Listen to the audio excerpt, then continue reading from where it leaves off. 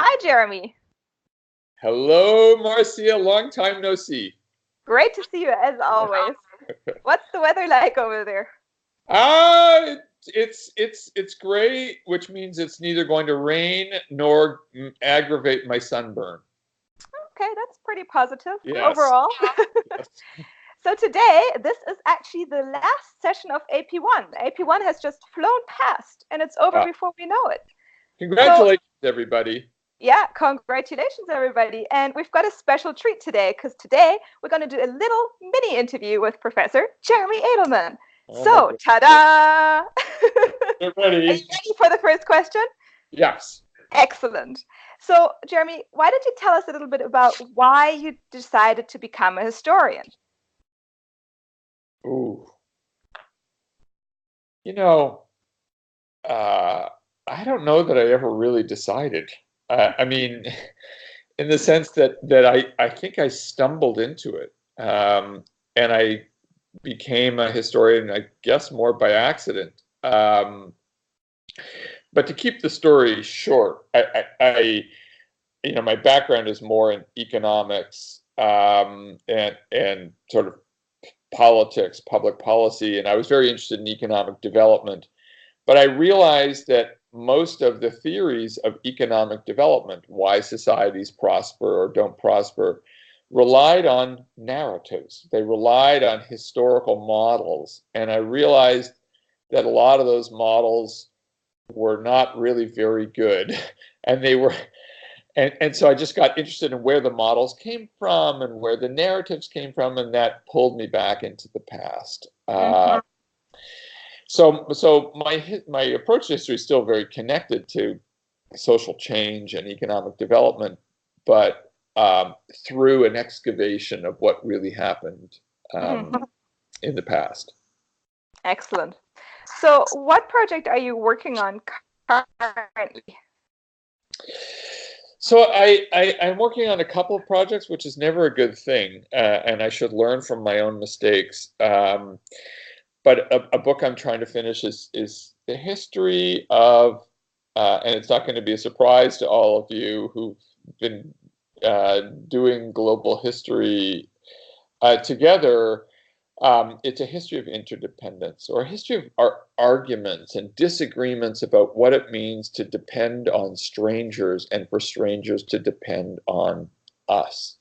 As strangers understood as people who live far away, whom we will never meet, right? So, and that's something that really starts in the 19th century. And as we know, the world is embroiled in a big debate over interdependence and isolationism and dislike of strangers, love of strangers, our obligations to strangers, and the claims that strangers can make on us. So, Mm-hmm. and especially in this age of a migrant crisis and climate change, this is something we need to think about. So it's a For sure. narrative to help us understand the debates that we're having right now, to give Well, us these are some historical pretty context. big themes. Yes. So you're going to be dealing with all the big issues of our times, basically. Every single one, all in the same little book.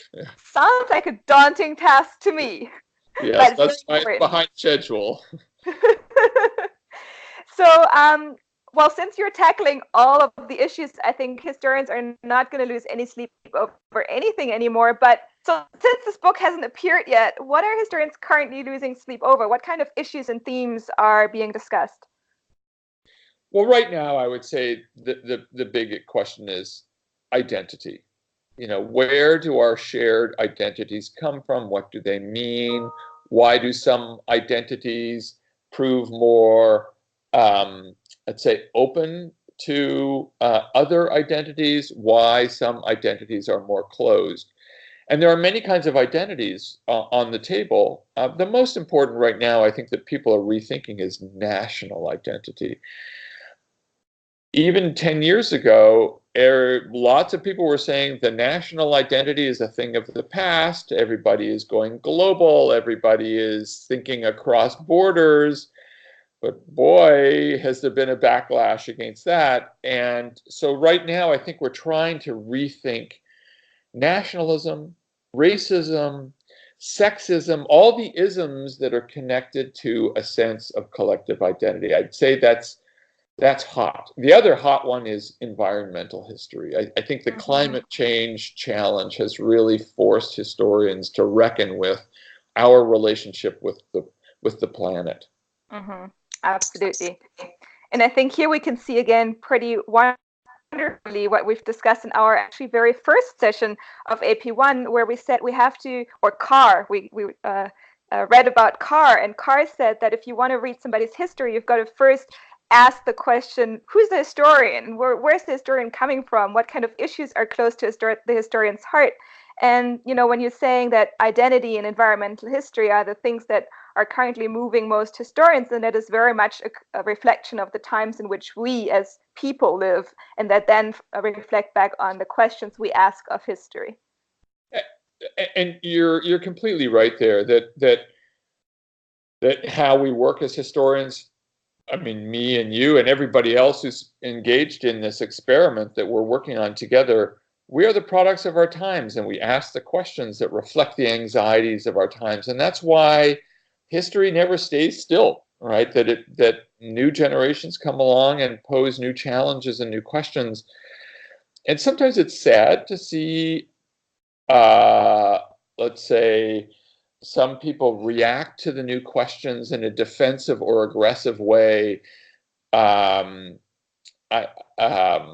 I just think some of the fights that we're having now are fights that are arguments that we have that are really efforts to suppress the questions that new generations or unheard people have about pasts that aren't necessarily reflected in the kinds of questions that other generations or people from other places have posed that in a way dominate the discussion.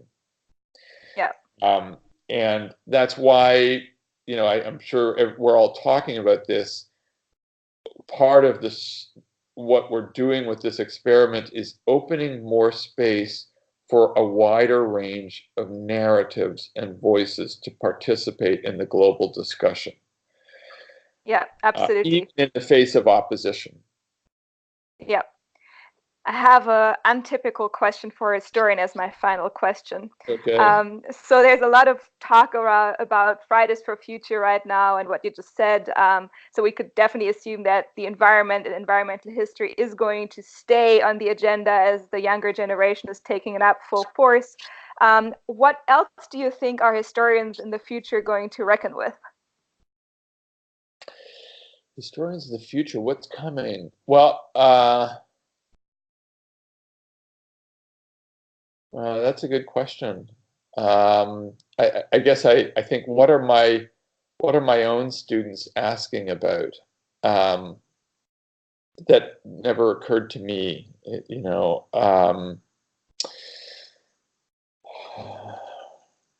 Well, so the environmental thing, I think, is just it's huge, and it you know, and it goes way back to how we use the land and resources and our relationship with other species. I think we are going to be asking lots of questions about inequality and global justice. I mean, I could go on, but that's coming. I think there used to be, dominated by, let's say, the language of human rights, which if you're doing global history, you'll know that this becomes very important for the globalization from the 1970s forward. And I think we're now reckoning with some of the limits of that earlier international rhetoric of human rights, that we need to explore different conceptions and different stories about human dignity. And I think that's coming. That is definitely coming. Yeah. Thank you so much. This was very insightful. I will see you in AP2. See you next time. AP2 coming right up. Bye-bye. Take care.